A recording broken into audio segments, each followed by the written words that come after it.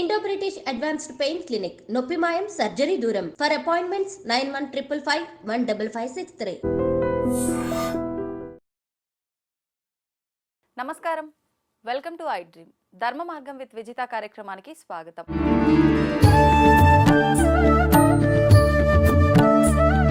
ప్రస్తుతం మనతో పాటు ఉన్నారు Sun Spiritual Society founder, vegetable therapist Vikramaditya garu. ఇప్పుడు వారితో మాట్లాడి మరిన్ని విషయాలు తెలుసుకుందాం. నమస్తే అండి. సూర్యోస్మి తల్లి, ఎలా ఉన్నారు? సూపర్. అసలు అడగొద్దు ఈ క్వశ్చన్ నేను మిమ్మల్ని. మీ దగ్గర నుంచి ఆ టిప్స్ తీసుకొని మేము ఫాలో అయ్యి మేము కూడా అలా ఉండాలి తప్ప మిమ్మల్ని అడగకూడదు అసలు.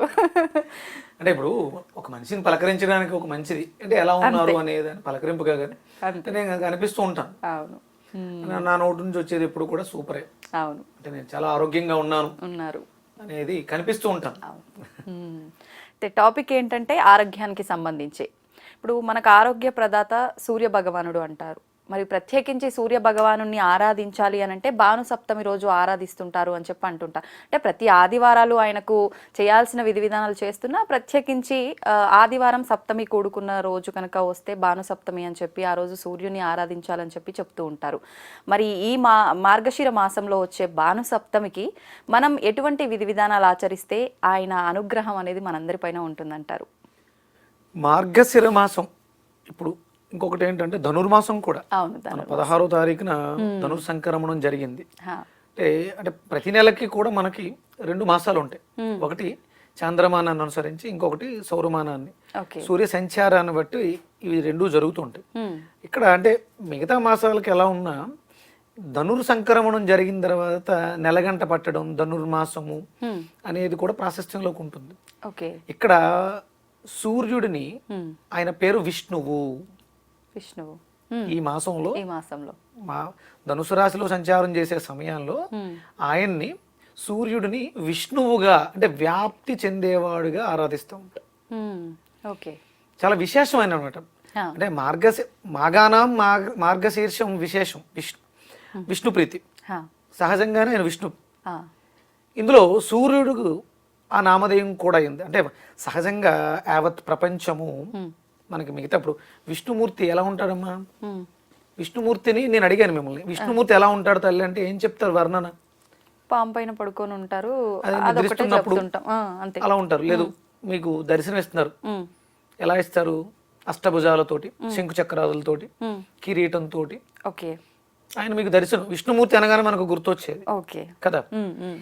ఇప్పుడు అది అలంకారప్రాయంగా మనం మాట్లాడుకుందాం. చూపించగలవా విష్ణుమూర్తిని? ఇప్పుడు పరమేశ్వరుణ్ణి చూడలేం, ఎవరు ఏ దేవుణ్ణి కూడా చూడలేం. ఇక్కడ మనం సూర్యుడిని చూడగలవా? చూడగలం. చూపించగలవా? చూపిస్తాం కదా. అంటే ప్రత్యక్షంగా మనకి కనిపించే దైవం బ్రహ్మ విష్ణు శివాత్మక స్వరూపం ఆయనే. సర్వము ఆయనే, సూర్యమయమే. సూర్యుడితోటే మన జీవితం. అంటే ఇప్పుడు మీరు ఏదో ఆదివారం ఆయన ఆరాధిస్తాం, లేకపోతే సప్తమి ఆదివారం వస్తే భాను సప్తమిగా ఆరాధిస్తాం.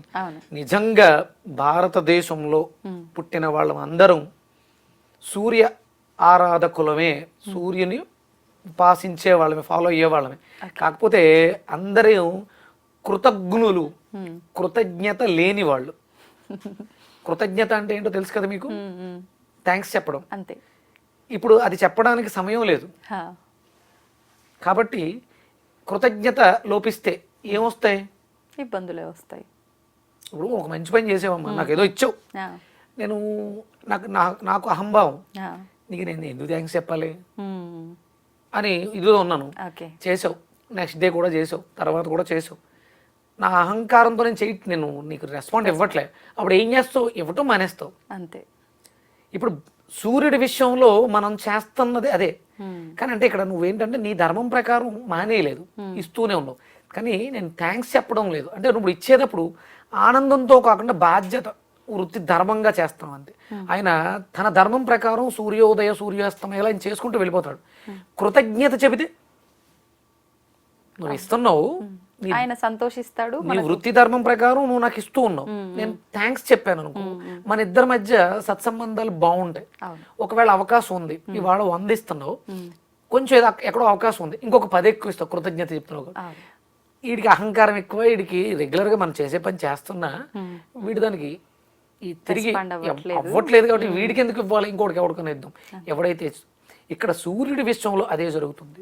కానీ ఇప్పుడు మనుషుల వరకు ఓకే ఇదంతా కృతజ్ఞత తెలుపుకోవడము, సారీలు చెప్పుకోవడము, థ్యాంక్స్ చెప్పుకోవడం, కానీ భగవంతులు కూడా అలా ఆశిస్తారా?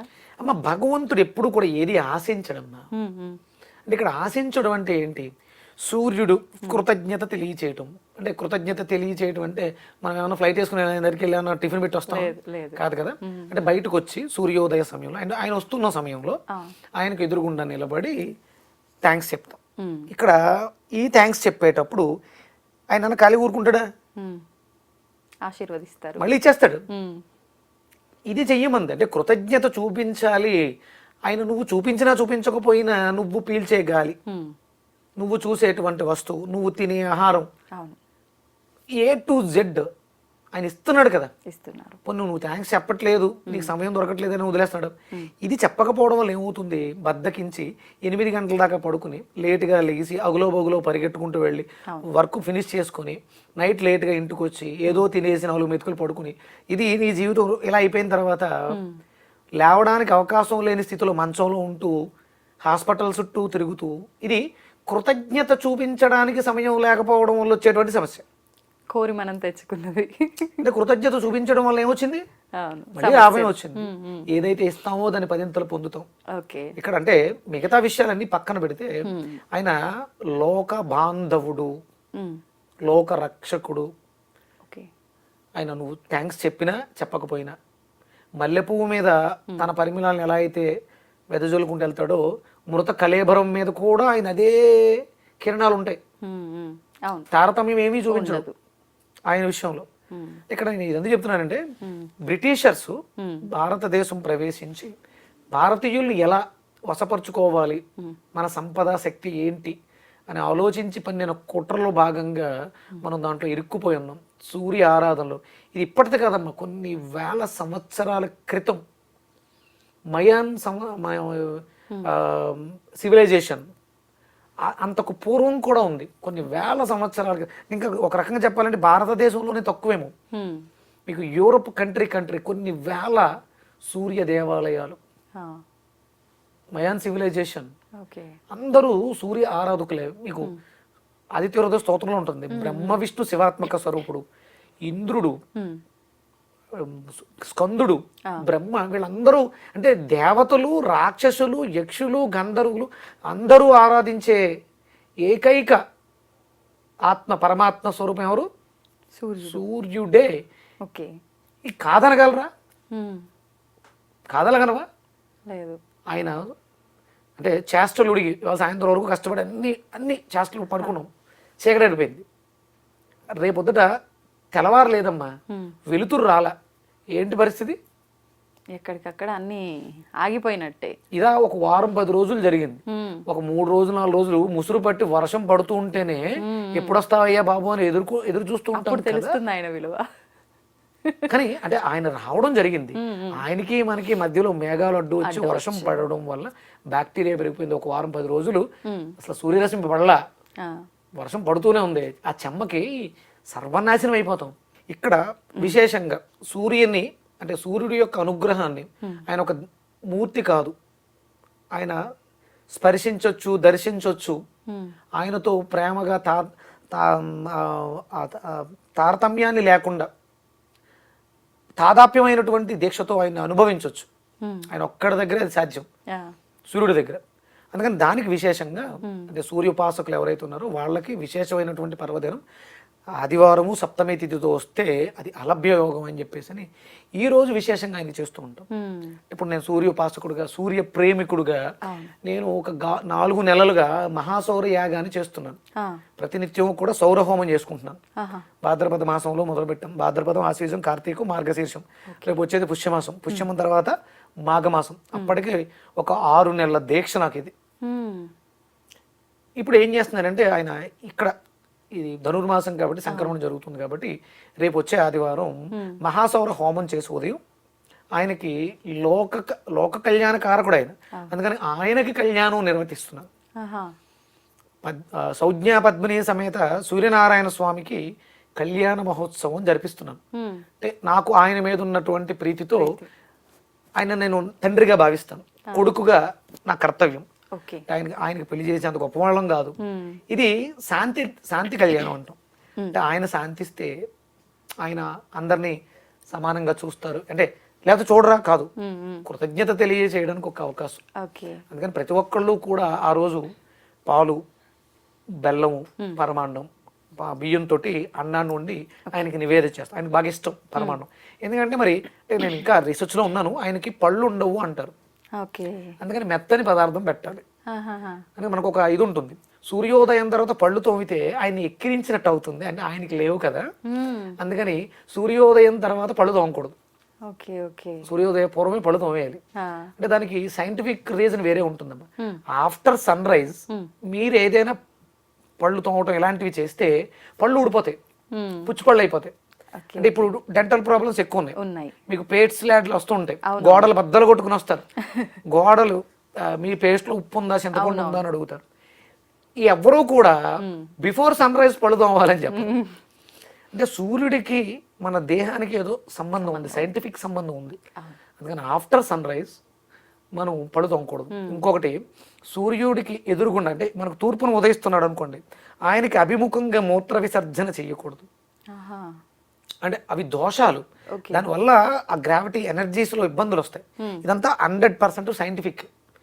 ఇవి చేయడం వల్ల ఆఫ్టర్ సన్ రైజ్ పళ్ళు తోమితే పళ్ళు డెలికేట్ అయిపోతాయి. ఆఫ్టర్ సన్ రైజ్ కానీ, అంటే సూర్యుడి వైపు తిరిగి మూత్ర విసర్జన చేస్తే అదొక దోషం. మన పోస్టేట్ ఎన్లార్జ్మెంట్ కావచ్చు, కిడ్నీలో స్టోన్స్ కావచ్చు, లేకపోతే కిడ్నీలు డ్యామేజ్ అయిపోవడం, ఇలాంటివన్నీ అసలు అంటే నిలబడి మూత్ర విసర్జన చేయకూడదు, దోషం. ఇప్పుడు డయాలసిస్లు, ఈ సమస్యలు, చాలా సమస్యలు ఉన్నాయి. వీటిలన్నిటికీ కారణం ఏంటంటే ఇదే కారణం, నిలబడి మూత్ర విసర్జన చేయకూడదు, అది తూర్పుకి తిరిగి చేయకూడదు. గ్రావిటీ ఫోర్స్, ఎనర్జీస్ పనిచేస్తాయి. ఇవన్నీ ఏంటంటే సూర్యుడిని అనుసంధానం చేస్తూ, నేను నా రీసెర్చ్ లో సన్ వర్షిప్ యాన్సెంట్ ఇండియన్స్, అంటే భారతీయులు ఎంత గొప్పగా సూర్యుడిని ఆరాధించారు, ఎంత అభ్యున్నతిని పొందారు. అత్యుత్తమైనటువంటి విలువైన వస్తువు చెప్పు ఒకటి, సృష్టిలో బాగా విలువైంది, ఇది ఉంటే ఇక నా జీవితం ధన్యం, ఇక కొన్ని తరాలు, సంవత్సరాలు, వేల సంవత్సరాలు కూడా బతికేయచ్చు అనేది ఒక విలువైన వస్తువు చెప్పు. ఏముందండి అలా? మనకి డబ్బు కదమ్మా, డబ్బు కూడా అది శాశ్వతం. దానికన్నా విలువైంది బంగారం. ఏదో ఒక టన్నులు ఇంట్లో పెట్టుకుంటూ అమ్ముకుంటూ బతికేయచ్చు కదా. ఇలా ఇంకా ఉన్నాయా మణులు, మాణిక్యాలు, రత్నాలు. సమంతకమణి అనే ఒక మణి ఉందా, కొన్ని వందల బారువులు పెడుతూనే ఉంటది. అది అంత విలువైన వస్తువుని సత్రాదిచ్చుకుని ఇచ్చింది ఎవరు? సూర్యుడే. ధర్మరాజు రాజ్యాన్ని కోల్పోయి అరణ్యవాసం వెళ్ళిపోతుంటే జనం అందరం కూడా వస్తూ ఉంటారు, ఆయన మేము బతకడమే కష్టం, మీరు ఏదో అడగబోయారు. ఇప్పుడు అశ్వత్థామకు కూడా ఇక్కడ ఏదో ఉందంటారు కదా, సమంతకమణి, అదేనా? అయి ఉండొచ్చు, ఇంకా అది ఎక్కడుందో తెలియదు. ధర్మరాజుకి రాజ్యం వేసి అరణ్యవాసం చేయాల్సి వచ్చింది 14 ఏళ్ళు. అప్పుడు ఆయన తన ఫ్యామిలీతో వెళ్తూ ఉంటారు, కానీ ఆయన లేని రాజ్యంలో మేము ఉండలేమని ఆ ప్రజలందరూ కూడా మేము వస్తా ఉంటారు. మేము తినడానికి ఏదో ఆకులు, అలములు, కందమూలాలు తిని బతికేస్తాము, మిమ్మల్ని అందరినీ నేనెక్కడ పోషించను, అంటే రాజు తత్వం అది అని అన్నప్పుడు ఆయన గురువులు చెప్తారు, సూర్యుని ఉపాసించు, దారి ఆయన చూపిస్తాడు. అంటే అప్పుడు సూర్యోపాసన చేస్తే అక్షయ పాత్ర ఇస్తారు. సృష్టిలో అత్యంత శక్తివంతమైనటువంటి వస్తువులు, ఇంతకన్నా విలువైన వస్తువులు ఇంకేమైనా ఉన్నాయా? ఆ విలువైన వస్తువులు ఇచ్చింది ఎవరు? సూర్య భగవాన్. సూర్యోపాసన చేస్తే అక్షయ పాత్ర, క్షయము లేని శక్తినిస్తాడు. సమంతకమణి అంతటి విలువైనటువంటి బంగారాన్నే తయారు చేసే శక్తిని ఆయన ఇస్తాడు. అప్పుడేమో ఆ పాత్ర రూపంలో, వస్తువుల రూపంలో, ఇప్పుడు ఈ కలియుగంలో శక్తి రూపంలో ఇస్తారు. ఆరోగ్యమే మహాభాగ్యం, ఆరోగ్యం భాస్కరాధీనం. ఇప్పుడు అనారోగ్య సమస్యలు చుట్టూ ముట్టేస్తున్నాయి, మీ వల్ల కావట్లా. డాక్టర్ దగ్గరికి వెళ్ళి చెప్తారు, విటమిన్ డి కంపల్సరీ కావాలి, సూర్యుని ఆరాధించండి. ఫ్రీగా ఇస్తున్నాడు ఆయన. మనం డబ్బాల్లో వేసి క్యాప్సుల్ తయారు చేసి సీసాల్లో పెట్టి కొనుక్కుని ఏడిసి బదులు అవి పని చేయవు, నో డౌట్ అవి పని చెయ్యవు అసలు. ఎందుకంటే సూర్యుడికి అభిముఖంగా ఉండి స్వీకరణ చేస్తే అప్పుడు మీరు ఏ మెడిసిన్స్ వేసుకున్నా పనిచేస్తాయి. విటమిన్ డి అనేది చాలా ఇంపార్టెంట్. మీరు బయట నుంచి ఇస్తే బాడీ యాక్సెప్ట్ చేయదు, అది ప్రాసెస్డ్ కదా, గెంటేస్తుంది. అదే సన్ రైజ్ నుంచి స్వీకరిస్తే తీసుకుని అది తయారు చేసుకుంటుంది, విటమిన్ డిగా మారుస్తుంది. అది ఒక కిరణాన్ని తీసుకుంది, కిరణంలో ఉండేటువంటి పోషకాలు, విటమిన్ డికి కావాల్సిన పోషకాలు ఉంటాయి. నువ్వెవడో తయారు చేసి బయట సీసాలో పెట్టి నాకు ఇవ్వడానికి, శరీరం అంటది. అందుకని విటమిన్ డి వేసుకుంటే మంచిదమ్మా. ఎంతకాలం వేసుకుంటావు? జీవితాంతం వేసుకుంటావా? అవును, వస్తావు కదా, ఫ్రీగా ఇస్తున్నాడు కదా ఆయన. పొద్దుటే లేసి దండం పెట్టుకోవడానికి ఏమొచ్చింది? అదే కష్టం కదా మాకు ఇప్పుడు. మారండి, కష్టమే, కానీ జీవితం చాలా హ్యాపీగా ఉంటుంది, అద్భుతంగా ఉంటుంది. సూర్య ఆరాధన మళ్ళీ ఆ స్థితికి ఏది కొన్ని వందల వేల సంవత్సరాల క్రితం భారతదేశం ఎలా సస్యశ్యామలం, అది మళ్ళీ జరుగుద్దమ్మా. ఒక 10-15 ఏళ్ళు చాలా దారుణమైన స్థితిలోకి వెళ్ళిపోతాం మనం. అంటే కష్టాలన్నీ చుట్టుముట్టేస్తాయి. అప్పుడు మనకు గుర్తొచ్చేది. అందుకని సూర్య ఆరాధన చేసుకోవడానికి సప్తమి ఆదివారం భానుసప్తమి, పుష్యమి ఆదివారం పుష్యార్క యోగం, ఇలాంటి యోగాలు ఉన్నాయి. ఆ తిథుల్లో సూర్య ఆరాధన ప్రతినిత్యం సూర్యారాధన చెయ్యాలి, చేసి తీరాలి. సంధ్యావందనం చేయాలి, అర్ఘ్యప్రదానం చేయాలి, ఆయనకి చేతులు జోడించి నమస్కారం చేయాలి. విష్ణుమూర్తి అలంకార ప్రియుడు, శివుడు అభిషేక ప్రియుడు, సూర్యుడు నమస్కారం. అంతే. ఇప్పుడు మీరు కూడా, మీలో సూర్యుడు ఉంటాడు, నమస్కారం పెడతాం. అంటే మీలో నేను ఎవరికి పెడుతున్నాను? మీకు కాదు, మీలో ఉన్నటువంటి ఆత్మకి. అందుకే నేను సూర్యోస్మి అంటాను. అవును, అంటే నాలోనూ సూర్యుడు ఉన్నాడు, నీలోనూ సూర్యుడే ఉన్నాడు ఆత్మకి. అందుకని ఆత్మా నమస్తే. అందుకని నమస్కార ప్రియో భాస్కర అంటారు. చిన్న నమస్కారం పెట్టలేవా? పెట్టచ్చు. ఓ 10 నిమిషాలు నిలబడితే అద్భుతమైనటువంటి కిరణకాంతి ఈ 4 వేళ్లలోంచి లోపలికి వెళ్తుంది. అన్ని తీసుకో, ఈ 4 ఎలా వెళ్తాయి? ఈ బొటన వేళ్లలోంచి ఆజ్ఞాచక్రంలోకి వెళ్ళిపోతుంది.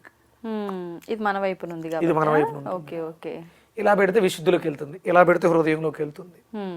అంటే కొన్ని సింబల్స్ ఉన్నాయి, ఇలా పెడతాం, ఇలా పెట్టి దీన్ని తీసుకొచ్చి నాభిలో పెడతాం, మణిపూరకానికి వెళ్తుంది. ఇలా పెడితే సహస్రారంలోకి వెళ్తుంది. ఇంత ఈజీగా శక్తినిస్తుంటే హాస్పిటల్కి వెళ్ళి టెస్టులు చేయించుకుని సెలైన్లు పెట్టించుకుని ఆరోగ్యం కావాలా? సూర్య నమస్కారం చేయండి. ఐశ్వర్యం కావాలా?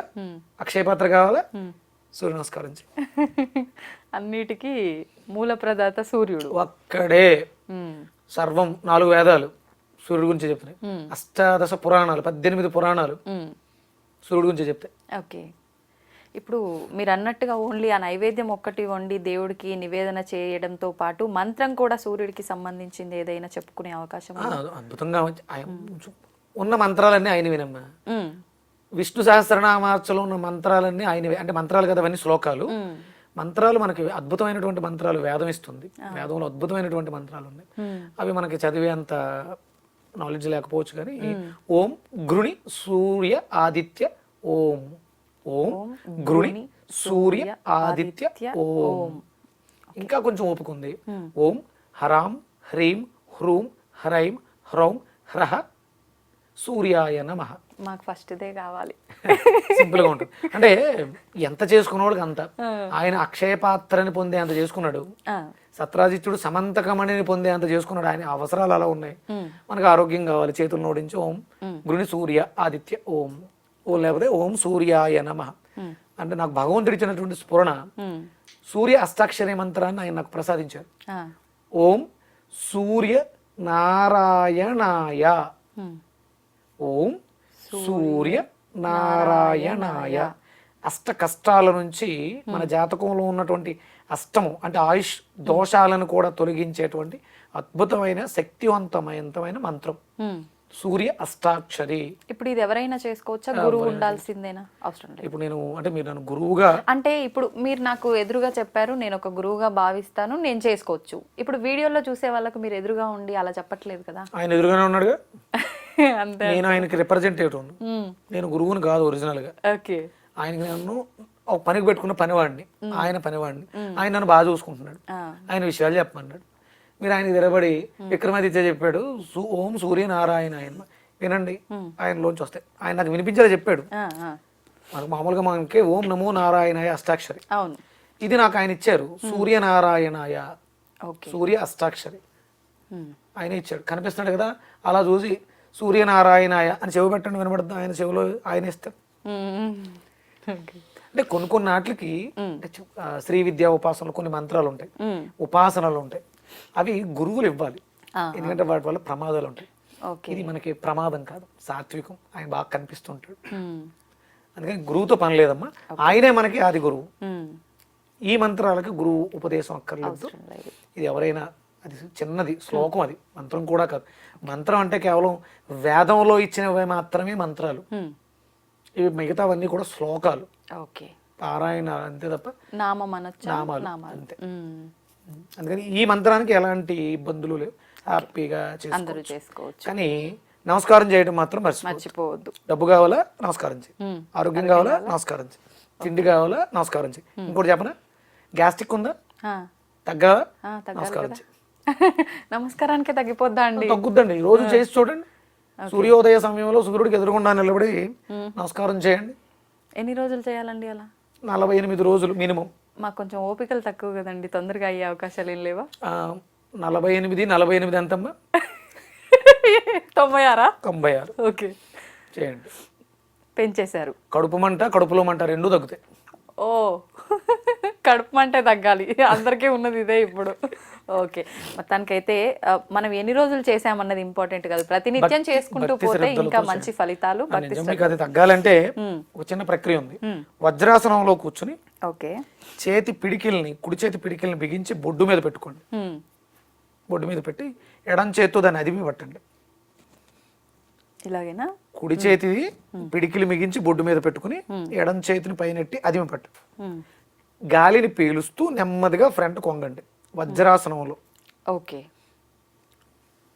తల మోకాళ్ళ దగ్గరకు వచ్చింది కదా, ఎంత దిగితే అంత, పూర్తిగా దిగాల్సిన అవసరం లేదు, టైట్ గా ఉంటుంది. ఎందుకంటే మీరు ఇన్హేల్ చేశారు, ఉబ్బరించినట్టు ఉంటుంది. మళ్ళీ నెమ్మదిగా ఎక్సైల్ చేస్తూ విడిచిపెట్టండి. అప్పుడు పైకి వస్తూ ఉండాలా? పైకి రావాలి, ఎక్సైల్ చేస్తూ పైకి రావాలి, ఓకే, ఇన్హేల్ చేస్తూ కిందకి వెళ్ళాలి. ఇలా 9 times before food, empty stomach, regular గా మీరు ఒక 21 days చేయండి. 1 week లో రిజల్ట్ ఉంటుంది, 21 days లో అద్భుతంగా క్యూర్ ఉంటుంది. ఫైనాన్షియల్ బ్యాంకింగ్ పెరుగుద్ది, ఖర్చులు తగ్గుతాయి. ఎందుకంటే సూర్యుడు అద్భుతమైనటువంటి మేనేజ్మెంట్ అన్నమాట, అద్భుతంగా ఇస్తాడు. డబ్బు నిల్వలు పెరుగుతాయి, రిలేషన్స్ స్ట్రాంగ్ అవుతాయి. ఓకే, మీరు అన్నట్టు కడుపు మంట కూడా తగ్గుతుంది. కడుపులో మంట ఎలాగ తగ్గిపోతుంది అంటే 2-3 రోజులు కడుపులో మంట తగ్గిపోద్ది. కడుపు మంట ఇగో కూడా తగ్గిపోతాయి. ఏమో అండి, ఏం తగ్గుద్దో ఏమో మీరు చెప్తున్నారు, కానీ పక్కన వాళ్ళు ఎదుగుతున్నంత వరకు ఆ మంట తగ్గదేమో అని అనుకుంటాం సాధారణంగా. చేసి చూడండి, ఎందుకంటే ఆత్మతత్వం, యాక్సెప్టెన్సీ, రియాలిటీ అనేది ఒప్పుకోదు. ఎందుకంటే మనం తిన్న పదార్థం దాన్ని అలా అందరూ అంటే పొద్దున మీరు మాట్లాడుకుంటున్నాడు మంచి పదం వచ్చింది, ఫ్రోజన్ ఫుడ్ అంటే కాదు, ఫుడ్ ని ఫ్రోజన్ చేస్తున్నాం లోపలేసి. తిన్నది అరక్క కడుపులో మంట, కడుపు మంటకు కారణం అవుతుంది. ఓ, అతి నిద్ర, అతి తిండి వల్ల ఇవన్నీ ఇబ్బందులు. ఏదైనా మోతాదు. లెస్ లగేజ్ మోర్ కంఫర్ట్ అమ్మా. అది మనం చేయట్లేదు, అత్యాస. అవతలోడు బాగున్నాడు, ఎంత బాగున్నాడు అంటే 100 కోట్లు సంపాదించేది బాగున్నాడు, నువ్వు బాగున్నావు. ఆడు 100 కోట్లు సంపాదించి ప్రశాంతంగా ఉన్నాడంటే వాడు 100 కోట్లు కనపడుతున్నాయి తప్ప ఆడు ప్రశాంతతో మనకేంటి పని? అవును అవును. మీరు 1 కోటి రూపాయలతోటో 10 లక్షలతోటో ఆరోగ్యంగా ఉన్నారు, 2 పూట్ల తింటూ కంటి నిండా నిద్రపోతూ ఉన్నారు. కాకపోతే ఆడు ఎదిగిపోయాడు, 100 కోట్లు సంపాదించాడు అనేది నిద్ర పట్టనివ్వట్లేదు తప్ప మీరే బాగున్నారు. వాడు ఆ 100కి ఎన్ని తంటాలు పడుతూ ఉంటాడు, అది మనకు అక్కర్లేదు. దాన్ని తెలిసేలా చేస్తుంది రియాలిటీలో. గతం బాధని, భవిష్యత్తు భయాన్ని, వర్తమానం ఆనందాన్ని చేకూరుస్తాయి. వర్తమానంలోకి వచ్చేస్తారు సూర్యుడితో అనుసంధానం చేస్తే, అంటే ఆనందంగా ఉంటారని. ఆనందంగా ఉంటారు. సూర్యుడితో నడక విక్రమాదిత్యులతో మాటామంతి ఆనందంగా ఉంచుతుంది. అందుకే కళ్ళల్లోంచి నీళ్ళు కూడా వస్తున్నాయి. ఓకే అండి, సంతోషం. చాలా మంచి విషయాలు తెలియజేశారు, ధన్యవాదాలు. సూర్యస్మృతి.